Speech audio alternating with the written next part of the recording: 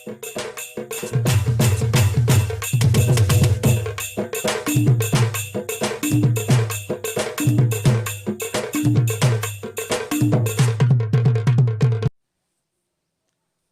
देशर 74तम स्वाधीनता दिवस के समस्त के स्वागत। आज आस भारतर स्वाधीनता संग्राम विषय किसी जानमा।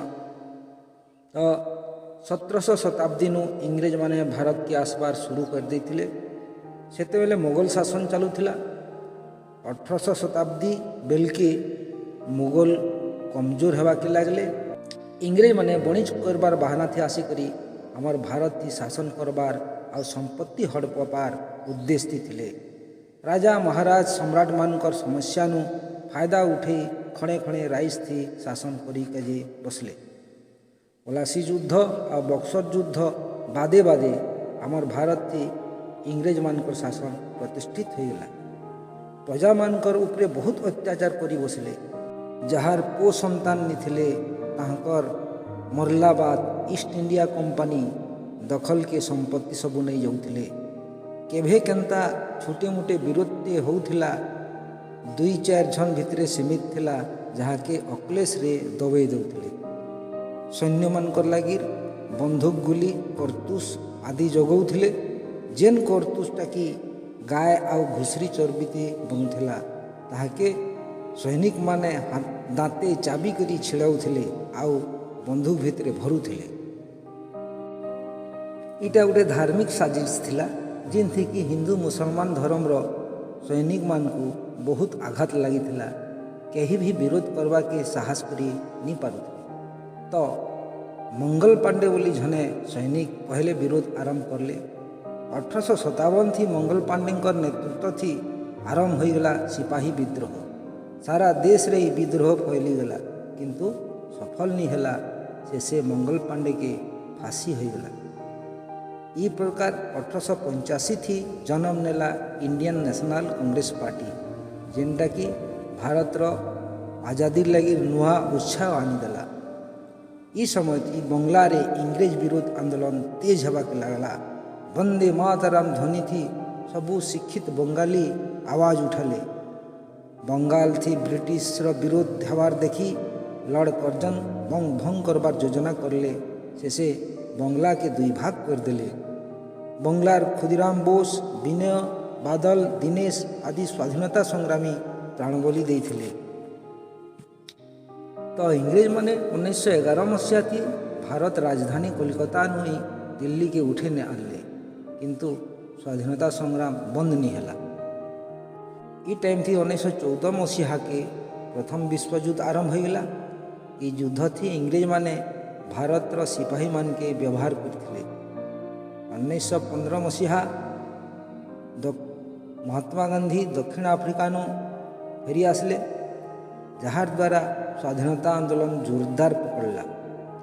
1919 मसीहा भारतर आंदोलन के दबे कजे ब्रिटिश राज सिडनी रावलट कानून पास करले।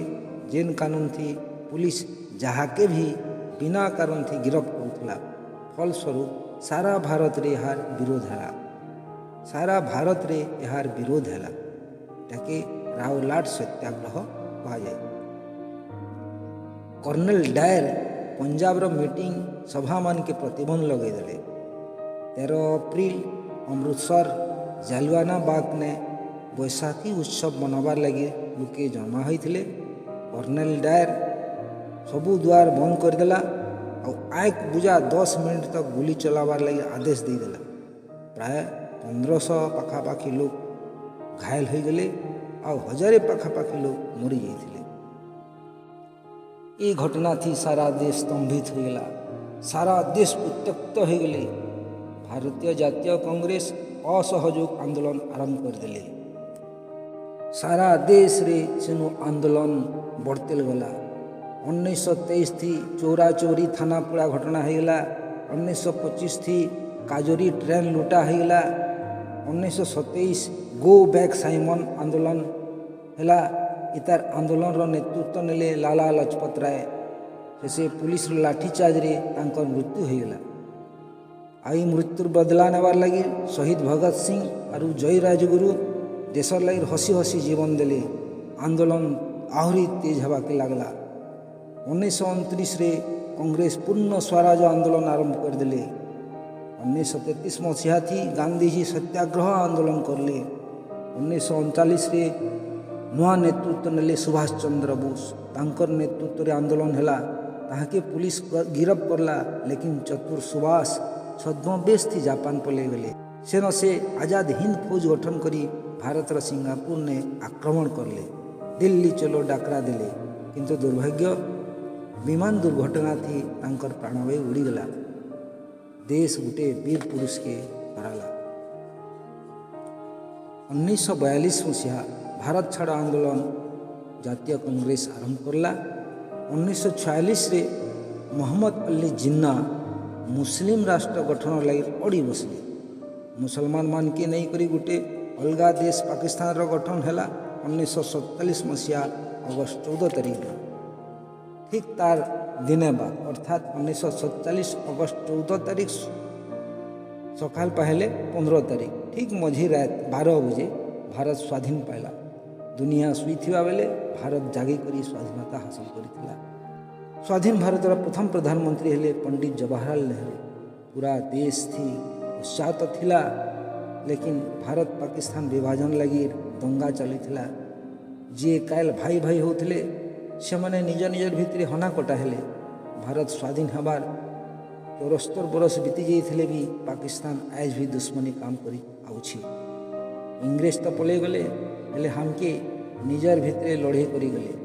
स्वाधीनता संग्रामी माने एंता आज़ादी केवे भी नहीं चाहिए।